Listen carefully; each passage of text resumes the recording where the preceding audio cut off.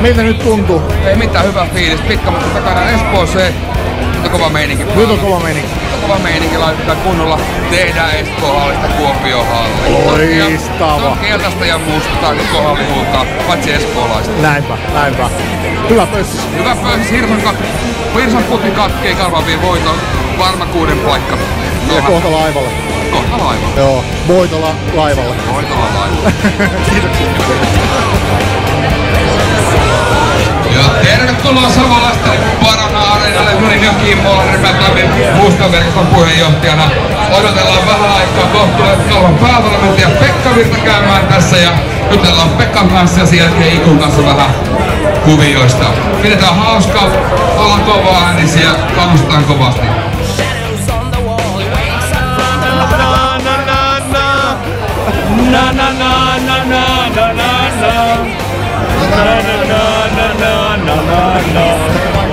Savokilta musta.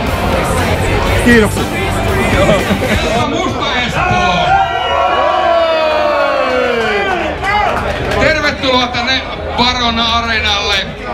Pihemmittä puheitta otetaan haastatteluun Kalpan päävalmentaja Pekka Virta. Saipa-peli me nähtiin taistelevaa, me nähtiin fyysinen, me nähtiin hieno Kalpa. Onko tämä se playoff-Kalpa, mitä me tulemme näkemään loppukauden ajan? No joo, ei me yhtään peliä ilman taistelua pelattu, että oli vaan sen luonteinen urheilu, että se toisinaan vaan niin jumittaa jostain. Ja toisinaan saada kaikki ulos ja nyt löydettiin henkiseltä puolelta vähän solmoja auki. Ei me missään kohtaa olla pelattu ylimielistä ja välipitämättömästi, mutta fakta on se, että oli vähän painetta ja mä oikein ymmärrän mistä me se tehtiin itselle, että jokainen teistäkin varmaan, jos olisi kauden kesällä ilmoitettu, että tässä kohtaa ollaan sarjassa näin korkealla ja näin paljon hankittu pisteitä, niin olisitte varmaan juhannuksena ottanut vastaan tän ihan mielellään. Me ruvettiin sitten jäpittää, että ei ole mulla toisia tai ensimmäisiä ja mun mielestä se on nyt vähän turhaa. No sen seurauksena tehtiin päätös, haetaan vaan omaa parasta ja se saa luvan riittää kaikille ja niin teille kuin meillekin. Ja mä uskon, että se oma paras saattaa hyvällä onnella riittää aika pitkällekin. Mitenkä Jonne Tammela, 17-vuotias kaveri, tekee hirveitä tulosta. Lööpi itsensä peliin joka matsissa, joka tilanteessa. Saipa-pelissä laittaa nyrkkiäkin vähän vastajan naamaan. Joko kaverilla on tehty 10 vuoden sopimus? Vähintään! Ei ole tehty joku 2 vuoden sopimus, mutta Jonne on tullut vahvasti sisään ja on lunastanut paikkansa joukkueessa kaiken puolin ja peli paranee ja pelin rohkeus paranee ja sopivan nuoria peli, ettei osaa ajatella liian paljon pelaavaa, että se on hyvä puoli hänelle. Tässä vaiheessa ei varmaan vielä pitäisi miettiä hirveästi ensi kautta, mutta onko siellä isoja kaloja haaviin tulossa?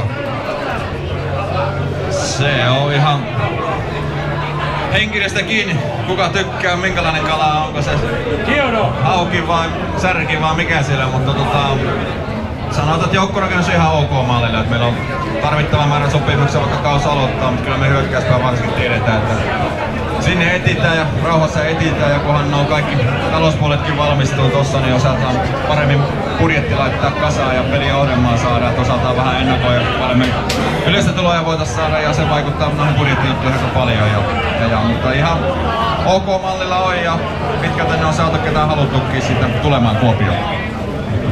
Kyllä se katsojamäärähän vaikuttaa paljon siihen, miten me voidaan ensikauden joukkuetta rakentaa. Kiitos Kimmolle, tulit käymään täällä. Annetaan Kimmolle iso käsi.